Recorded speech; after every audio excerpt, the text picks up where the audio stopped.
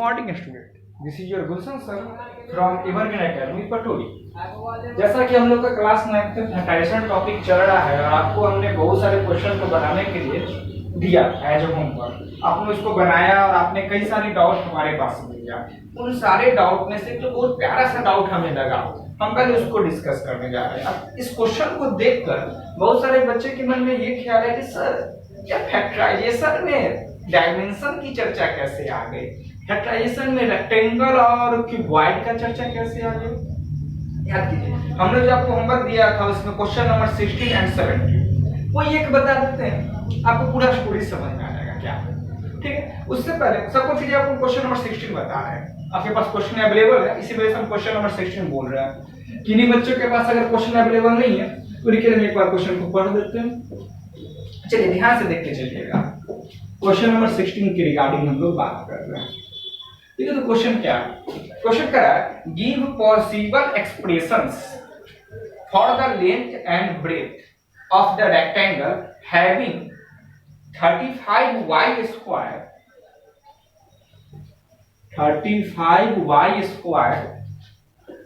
Plus 13y minus 12 plus 13y minus 12 as its area. फिर से question बोलते हैं, ध्यान सुनिएगा। क्वेश्चन क्या जा रहा है? Give possible expression for the length and breadth of the rectangle having 35y square plus 13y minus 12 as its area. ठीक है, चलिए कहने का मतलब यह है, क्वेश्चन में आपसे पूछ रहा है कि एक रेक्टेंगल है जिसका एरिया ये है। ठीक है, अब इस एरिया वाले रेक्टेंगल का क्या क्या पॉसिबल डायमेंशन, मतलब क्या क्या लेंथ हो सकता है, क्या क्या ब्रेथ हो सकता है, वो सब बात छोड़िए। क्या होगा नहीं होगा हम लोग आंसर पे बाद में डिस्कस करेंगे। पहले रिकॉल करते हैं कि एरिया ऑफ रेक्टेंगल होता क्या है। तो जैसा कि आपको मालूम है कि एरिया ऑफ रेक्टेंगल होता है L into B. L into B गुना के रूप में लिखा हुआ नहीं है, और गुना के रूप में लिखा हुआ मतलब फैक्टर है या फिर फैक्टराइजेशन है, ऐसा ही कुछ बोलेंगे ना। मतलब अगर इसका फैक्टराइजेशन अगर हम लोग कर पाते हैं, इस क्वेश्चन का फैक्टराइजेशन यदि हम लोग कर पाते हैं तो हमारे पास दो ब्रैकेट मिलेगा। अब सर आप कैसे जानेंगे कि दो ही ब्रैकेट मिलेगा? हाईएस्ट पावर 2 है और क्वाड्रेटिक पॉलिनोमियल है। इसका हम लोग 2-3 वीडियो पहले स्टार्टिंग के टाइम में हम लोग काफी चर्चा की है। उसी टाइप का क्वेश्चन है। तो एक ब्रैकेट अगर लेंथ बनेगा तो दूसरा ब्रैकेट ब्रेथ बन जाएगा। अगर पहला ब्रैकेट लेंथ बना तो दूसरा ब्रैकेट क्या बनेगा? ब्रेथ बनेगा। अगर पहला ब्रैकेट ब्रेथ बनेगा दूसरा ब्रैकेट क्या बनेगा? लेंथ बनेगा। स्टोरी क्लियर हो गया? आइए इसका फैक्टराइजेशन करते हैं। 35 है 12 है, 35 into 12 करेंगे, हमारे पास आएगा 420, यही आएगा ना? हाँ, अब 420 को ब्रेक करके हम लोगों को 13 के पास पहुंचना है। 2 210 3 70 5 14 2 7। देखिए हम ये सब काम माइंड में भी कर सकते हैं, आपको सिखाने के लिए आपके सामने करते हैं, या स्टार्टिंग फेज में आप भी कीजिए। देखिए तो ये क्या होगा, हमारे पास 13 चाहिए। 7 2 जा 14, 14 2 जा 28, आ जाएगा 5 2 जा 10 नहीं। चलिए अब देखते हैं। 3 2 जा 6, 6 5 जा 30, 7 2 जा 40, यहाँ तो 17 आएगा, ये भी नहीं हुआ। 5 2 जा 10, 5 2 जा 10, 10 2 जा 20, 7 3 जा 21, नहीं ये भी नहीं हुआ। चलिए इसमें और कुछ दिमाग लगाया जाए, इसमें और क्या क्या हमारा फैक्टर हो सकता है। 3 जा 6, 5 2 जा 10, 7 2 जा 14, 10 14, नहीं ये भी नहीं होगा। और क्या लिया जा सकता है? नहीं 35 12 प्लस नहीं, फैक्टर खोजिए क्या होगा? फैक्टर दिमाग लगाइए, हल्का से दिमाग लगाइए। फैक्टर क्या होगा? फैक्टर अच्छा तो फिर से एक बार ट्राई करते हैं। 420 तो क्लियर है ना? देखिए ये हो गया 420, ये हो गया 2 210 3 70 5 14 2 7 7 5 जा 35, 3 जा 6 6 2 जा 12, 35 और 12, नहीं ये तो क्वेश्चन नहीं था, इससे कहाँ से, नहीं इससे नहीं। फिर 6 6 था 30, 7 2 40, 6 नहीं होगा, 5 3 15, हाँ 28 और 14 मिल गया। खोजना पड़ेगा, ये नहीं है कि आपको हर बार तुरंत मिल जाएगा। कैसे कैसे ये देखिए तो 5 3 15, 2 2 4, 4 7 28, यहाँ से मिल गया। मेरे कहने का मतलब है कि मेहनत करना पड़ेगा, बिना मेहनत किए नहीं मिलेगा। थोड़ा सा प्रैक्टिस कीजिए। बहुत सारे बच्चे करते क्या है, जैसे अभी हम भी करते हैं, क्योंकि हमसे भी नहीं बनता ना, पहले चलो बच्चों ऐसे बना लेना, बात खत्म कर देते हैं। लेकिन हमने भी पेशेंस रख के क्वेश्चन का फैक्टर खोजा, आप भी खोजिए। अब यही क्वेश्चन हमारे पास नेक्स्ट टाइम आएगा तो इतना टाइम नहीं लगेगा। एक बार हमने जैसे ही फैक्टर को फाइंड आउट कर दिया तो नेक्स्ट टाइम फैक्टर हमारे पास ऑटोमेटिक दिखाई पड़ने लगेगा। देखिए तो इन दोनों में से हम लोग क्या कॉमन निकालेंगे, 7 से कैंसिल हो रहा है, 7y कॉमन निकाल लेते हैं। 7 5 35 होता है, यहाँ पर +4। इन दोनों से कॉमन निकालेंगे, 3 कॉमन होगा, -5y + 4, मतलब फाइनली हमारा आंसर बना 5y + 4 × 7y - 3। देखिए ये एरिया था, मतलब ये भी एरिया है, ये लेंथ तो ये ब्रेथ, ये ब्रेथ तो ये लेंथ। यहाँ तक का स्टडी समझ में आ गया। मतलब यह होगा कि पॉसिबल जो मेरा लेंथ होगा वह क्या क्या होगा, ये पहले लिख लेते हैं, फिर लिख लेंगे कि पॉसिबल ब्रेथ मेरा क्या क्या होगा। एक काम कीजिए ना, ऐसे कर लीजिए, ज्यादा अच्छा रहेगा। लेंथ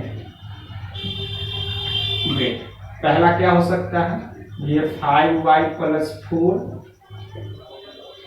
और इधर हो सकता है 7y - 3। सेकेंड पॉसिबिलिटी क्या है, ये मेरा हो जाए 7y - 3 और ये हो जाएगा मेरा 5y + 4। यही दो पॉसिबिलिटी हो गया क्वेश्चन के लिए। चलिए नेक्स्ट क्वेश्चन की तरफ चलते हैं। ये क्वेश्चन आपको समझ में आ गया होगा, सिंपल सा कि फैक्टराइजेशन कर देना, वही क्वेश्चन ही था। एक्चुअल में आपसे फैक्टराइजेशन ही पूछ रहा था और कुछ नहीं पूछ रहा था। देखिए तो नेक्स्ट क्वेश्चन जो है, ये भी हमने आपको होमवर्क दिया तो उसी हिसाब का आज मैंने डाउट ही बता रहे हैं। देखिए क्वेश्चन हमारे पास है ये वाला, 5√5x², 5√5x² + 20x + 3√5, + 20x + 3√5। ये हमारे पास क्वेश्चन है। आइए हम इस क्वेश्चन को सॉल्व करते हैं। कई सर ऐसा क्वेश्चन तो हम लोग किए हैं, बिल्कुल किए हैं। आइए इसको सॉल्व करने के लिए क्या करेंगे, इन दोनों का मल्टीप्लाई करेंगे। लेकिन इस बार बड़ा अजीब क्वेश्चन है, इधर रूट है इधर रूट है, बीच में कोई रूट ही नहीं है। चलिए अच्छा है कि नहीं है, बीच में जो कोएफिशिएंट ऑफ x में रूट आता है उसको मैनेज करना पड़ता है हमें। ये हम मैनेज करने की आवश्यकता ही नहीं पड़ेगी। सिर्फ देखने में क्वेश्चन हार्ड सा लग रहा है, लेकिन तो क्या होगा, 5 3 15, 15 5 75, गुना किए तो 75, ये तो डायरेक्ट मिल गया 5 15 15 5 75। ठीक है, कल एक लाइन लिख देते हैं, 5√5x² + 5x + 15x + 3√5। यहां तक कोई प्रॉब्लम नहीं। चलिए यहां तक अगर आपके पास कोई प्रॉब्लम नहीं है, ध्यान से देखिए, इन दोनों में से हम लोग 5x कॉमन निकाल सकते हैं। जैसे ही इन दोनों में से 5x कॉमन निकालेंगे, ये हो जाएगा √5x। ये तो क्लियर समझ में आ रहा होगा। अब देखिए ये स्पेशली किनके लिए, जो हम जैसे बैक वेंचर है उनके लिए, मतलब बैक वेंचर की बड़ाई कर रहे हैं। बैक वेंचर इतना जानते हैं क्योंकि रियल में ब्रेन तो क्लास में उन्हीं के पास होता है, उन्हें अच्छे से पता है। अगर किसी तरह से यहाँ पर ये ब्रैकेट के अंदर आया तो अगर हमारे भी यही चीज ब्रैकेट के अंदर आएगा। ठीक है, ये खड़ा लिख देते हैं, ये उनके सम्मान में जो हमेशा बैक बेंच में बैठा करते हैं। ठीक है, आता है कि सब कुछ छोड़ो ना, यहाँ 3√5 था, यहाँ 3√5 था, 1 बन गया, मतलब कहीं ना कहीं यही काम किए होंगे सर, हमें समझ में आए या ना आए क्या फर्क पड़ता है। ये बैक बेंच डायरेक्ट दिमाग लगा देंगे, दुनिया का सबसे सुपर ब्रेन तो बैक बेंच के पास होता है। एकदम सही है, आराम से दोनों कॉमन निकाल लीजिए। और जो फर्स्ट बेंचर है हर बात में क्यों सर ऐसा क्यों नहीं ऐसे करते हैं, उन्हीं के लिए हम बात करते हैं। देखिए बच्चों 15 का मतलब 3 × 5, 15 मीन्स व्हाट 3 into 5। अच्छा इस 5 को हम लोग ऐसे लिख सकते हैं क्या, √5 लिख सकते हैं। देखिए इसका मतलब यहाँ पर लिखा हुआ है 3√5 प्लस 3√5, क्या लिखा हुआ है फिर से लिख देते हैं 3√5 √5x प्लस 3√5 लिखा हुआ है ना। चलिए अब देखिए तो इन दोनों में से 3√5 कॉमन, इधर क्या बचा √5x प्लस 1 बचा। इस साइड क्या है already 5x into √5x plus 1, same बाहर बुला लेते हैं, ये मेरा हो जाएगा √5x plus 1 into 5x plus 3√5। देखिए बैक बेंचर डायरेक्ट ये लाइन लिखते हैं, पूरा सुपर ब्रेन लगाते हैं। तो बात नहीं, अब सब कुछ सीखिए, जब जैसा समय हो एग्जामिनेशन हॉल के अंदर वैसा काम किया कीजिए। एग्जामिनेशन हॉल के अंदर एन प्रकार क्वेश्चन सही सॉल्व करना है हमें, उसके लिए आपको कुछ शॉर्टकट मारना पड़ेगा, कुछ एकाध स्टेप स्किप करना पड़ेगा, कुछ पहले से जो क्लास में पढ़ के अचानक से अटेंडम आपके माइंड में आ जाएगा उसको यूज कर लेंगे। हमें समय बचाना है और सही क्वेश्चन बनाना है। समझ में आ गया। चलिए और भी एक क्वेश्चन है, हम सोच रहे हैं उसको पहले बता दे या आगे बढ़े। चलिए काम करते उसी को बता देते हैं, आगे बढ़ेंगे तो फिर आप लोग का प्रेशर बढ़ जाएगा, सेकंड उसी को बता देते हैं। ये इसको नोट कर लीजिए, देखते हैं आगे क्या हमारे पास क्वेश्चन है। प्यारा सा नन्ना मुन्ना सा क्वेश्चन है। देखिए x² - 4x, x² - 4x into x² - 4x - 1 into x² - 4x - 1 -20। ये हमारे पास क्वेश्चन है। ये क्वेश्चन आपको होमवर्क में नहीं दिए थे, अभी हम अपनी तरफ से दिए आपको बनाने के लिए। अब ये क्वेश्चन आपके पास से क्या कीजिएगा नहीं कीजिएगा, ठीक है सर। ये क्वेश्चन तो ऑलरेडी फैक्टराइज में है, हम बोलेंगे कैसे। देखिए दोस्तों स्टार्टिंग टू ब्रैकेट क्या चीज में है, मल्टीप्लाई में है, इसका मतलब ये फैक्टराइजेशन में है। तो बोलेंगे अच्छा एक काम करो वेट करो, उधर -20 भी तो है। अगर ये पोर्शन नहीं होता क्वेश्चन में तो क्वेश्चन ही फैक्टराइज ऑलरेडी होता, हमें करना ही नहीं पड़ता, लेकिन -20 भी तो है। अब हमें क्या करना पड़ेगा, इसे सॉल्व करना पड़ेगा। अच्छा कोई बात नहीं, हमें इसे सॉल्व करना है। और अच्छा बहुत सारे बच्चे के माइंड में ये भी चलने लगा होगा, हालांकि अभी तक हम वो टॉपिक स्टार्ट नहीं किए हैं, चल रहा सर कहीं ना कहीं a - b into a² - ab plus b² type का ये चलने लगा होगा। हम पहले एक बात आपको बता देते हैं, यहाँ पे गौर कीजिएगा। अगर यह a - b into a² - ab plus b² type का होता, हम लोग का नेक्स्ट टॉपिक है ये डिस्कस करने का। एक बात गौर कीजिएगा, a² प्लस होता है b² प्लस होता है, आजादी सिर्फ इसके पास है प्लस या माइनस बनने का। a² प्लस होता है b² प्लस होता है, यहाँ पर आजादी सिर्फ ab के पास है प्लस या माइनस लेने का। यहाँ पे तो यही ना b बनाइएगा, ये तो ऑलरेडी माइनस में है, मतलब क्वेश्चन वहां से भी नहीं। अगर वहां से होता तो दूसरे ढंग से बना। आगे का नहीं समझ लो। अब हम इस क्वेश्चन को सॉल्व करते हैं। देखो हमें कुछ दिखाई नहीं पड़ रहा, तो एक चीज हमें दिखाई पड़ रहा है, शायद आप भी उस बात को ऑब्जर्व कर रहे होंगे।